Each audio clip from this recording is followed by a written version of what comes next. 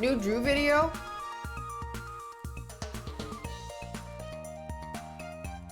Drew Gooden. Where's everyone going? Burger? Burger. Pull deeper into a social media anger vortex that is surely knocking years off my life, and I'm almost positive my inability to sit alone with my thoughts for more than 5 seconds at a time without pulling out my phone and submitting to an endless scroll is making me dumber, sadder, and more anxious. But the thing is, if I didn't do all that... Wait. Okay. Continue. Then I never would have found this guy. At a restaurant, while waiting for your food to arrive, your fingers can have a dance party on the table.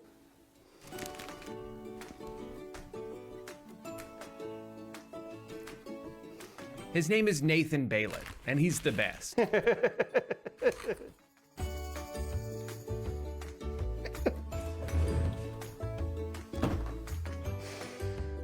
He's slowly been taking over Instagram the past... Okay, this guy is definitely some dad that found out he can just upload random videos to the internet, and he's like, okay, I'll do that. Brilliant. But what really sets him apart is the time he gives you to soak it in. An upside down glass can become a little plate.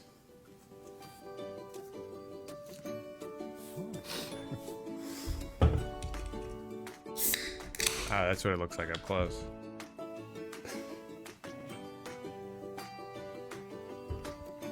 I think there should be an award for the weirdest song of the year. And they could call it the Grammy-O-Weird. Have a great day.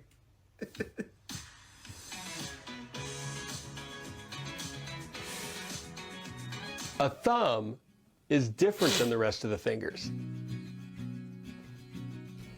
I think he might not be These are ironic. just silly thoughts that you can gloss over in a couple of seconds. He's asking the questions that, quite frankly, no one else in this country has the guts to. When fish swim, where are they going?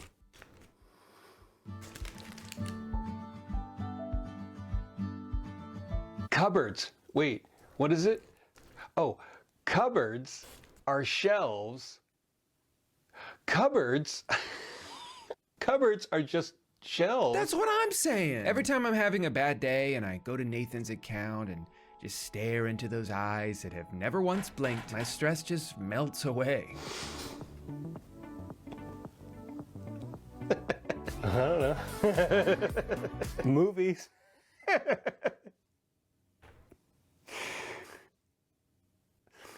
Movies.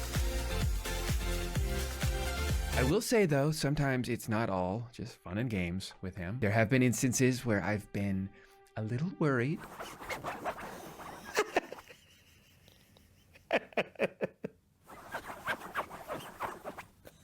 You all right, buddy? Is this ironic? Okay. Just making sure. Let's say you're in the future and you have to get on a spaceship to travel to Mars, and you can only take one movie with you. What movie would you take to Mars? Like, I'm not really sure what he's laughing about in that one. He didn't say a joke. He just asked a pretty normal question. Oh, wait, he's coming. Hi, Nathan. We love your videos.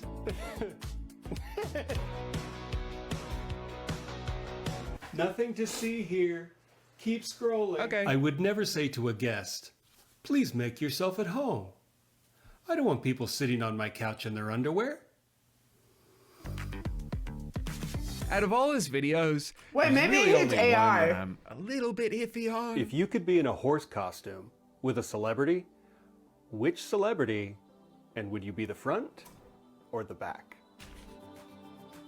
Yeah, I would have maybe kept that one in the draft. If you could be nose deep in a celebrity's ass, whose would it be? And would you want it to smell good or bad? Sometimes I wonder, if we had 3 arms, how would that change lovemaking? Wait, maybe he's not real. Damn, this Maybe guy's this is actually Blake. kind of a freak. My friend is a scientist. He studies condom mechanics or something? That's a great joke. I wonder what the comments say. That's kind of weird. What about this one? Come on, everybody. Let's go get those hobbits. Oh, pies. What kind of pies do you have? Oh, well, I've got blueberry. 3 years? How old do they think I am? I'd like a pumpkin spice latte, please.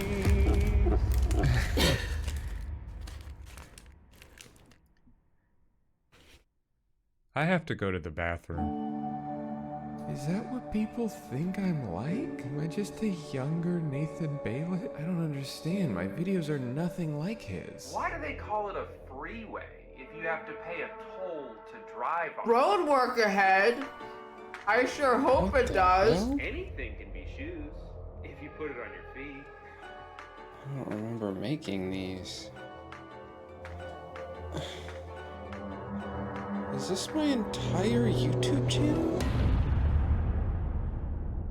Now I know what you're thinking, Drew, these TikToks are all so funny and awesome, and thank you for sharing this with me, you've made my day, but you're making a whole video about this? No, I'm making part of a video about this. The rest of this video is about the book that he wrote. You heard that right. Nathan Bailey, Instagram extraordinaire and staring contest champion of the world, is also the author of a rom-com novel. And I figured if this guy is me in a few years, then this is a rare opportunity to get a glimpse into my own future. I need to read this book cover to cover, twice. And after several weeks of research, I'm very excited to report that this is the horniest book I've read since Jake Paul's autobiography. I'm not looking for a guy to hang, Chris said.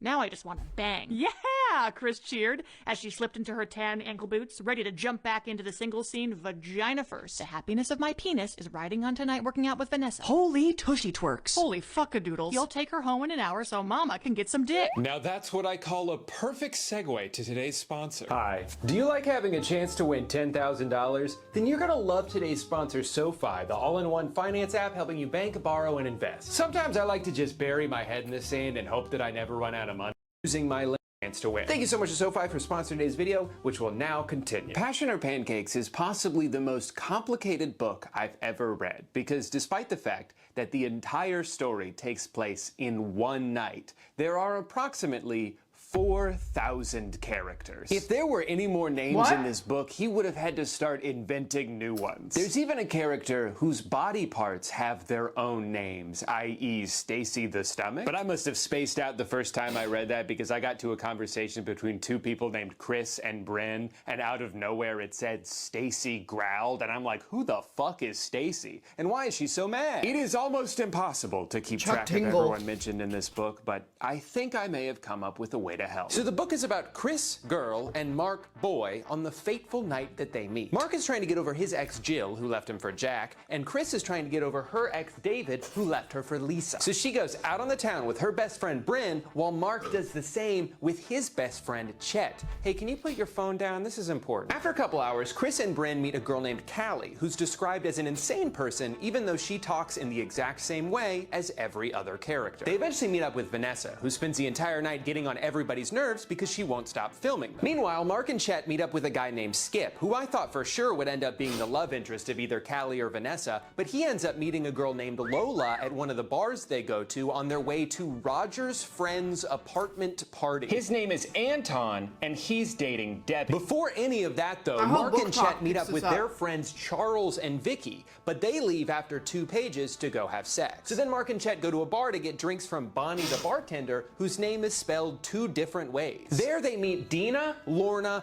and Anna, who may sound like a band of rambunctious chipmunks, but are actually 3 human women. Things don't work out with any of them, though, and they also don't work out with the girl named Melanie because she has a boyfriend. Before leaving the bar, they give their business cards to Miranda and Panda, 2 different people, but we never hear from either of them ever again. Meanwhile, Chris and Bryn share a 2-page interaction of their own with their friends Madeline and Lamar, before chatting it up with Barry the bartender, who they're both attracted to, but he's gay, I think? I don't know. Everybody everybody in this book flirts with service workers, but they never pursue them romantically. Instead, they talk to Ron and Ian, who get into a fist fight with each other, forcing them to leave the bar. Luckily, they have somewhere to go because Chris got a text from her friend Holly, who's hanging out with Bob and Steve. Eventually, Vanessa's sister Jane joins the group, along with Sarah and the aforementioned Holly, who's dating Colin, even though nobody likes Colin. The problem with Colin is that he doesn't appreciate Holly as much as he should. So this book is pretty good. They actually broke up yesterday and just didn't tell anyone because they didn't want to spoil the mood. The irony, of course, being that news of their breakup would have only improved the mood because Colin sucks.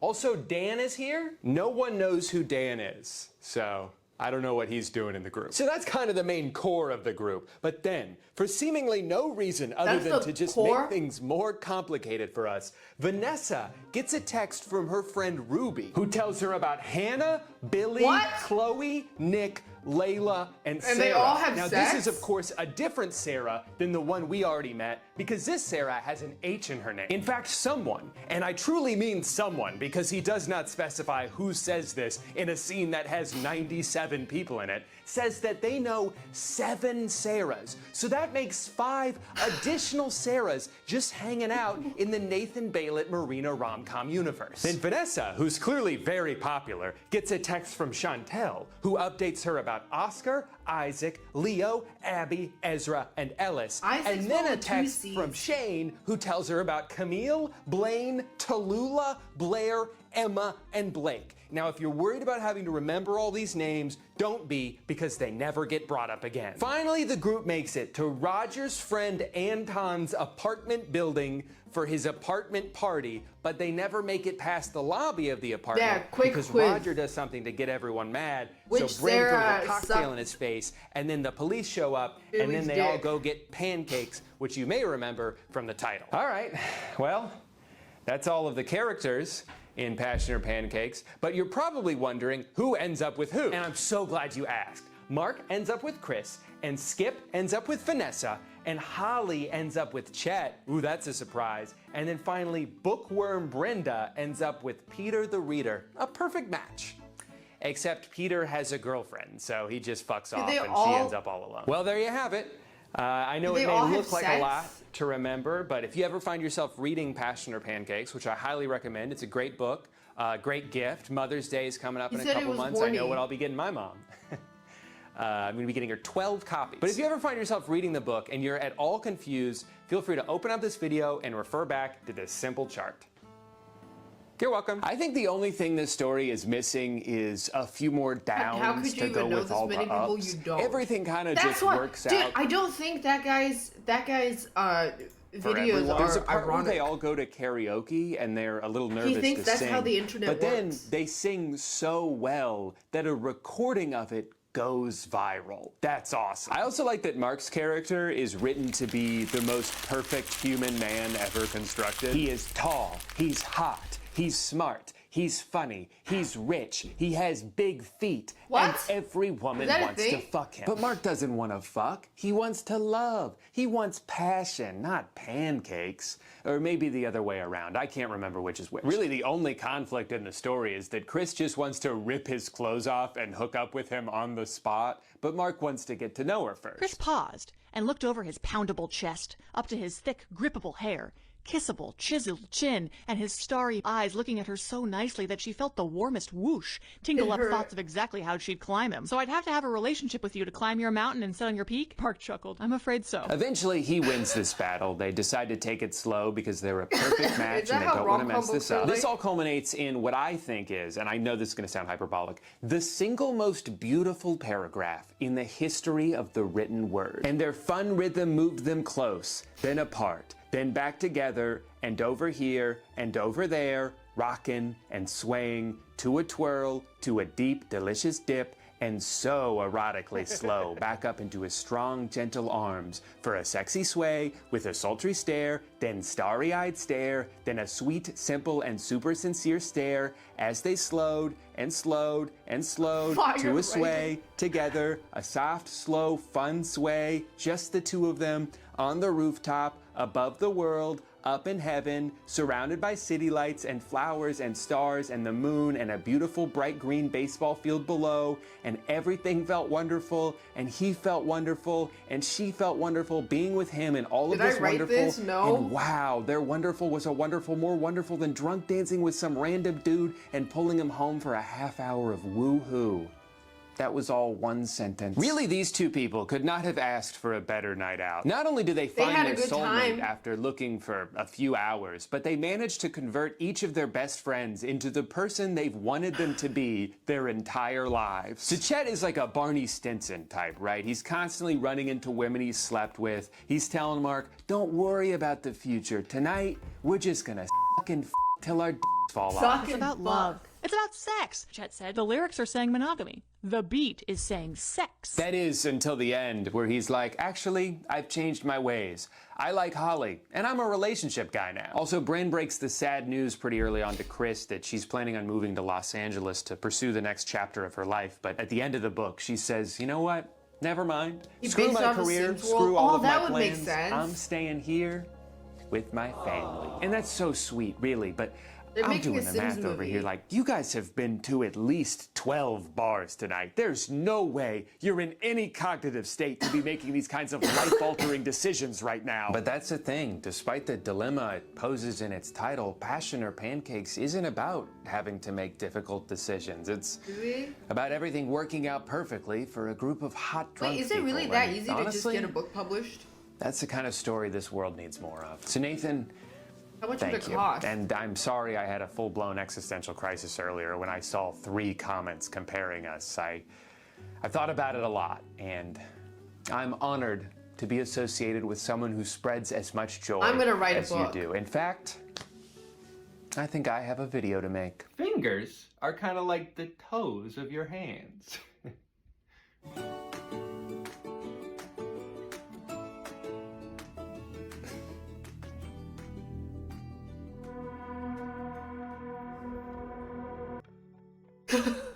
I'm gonna write a book.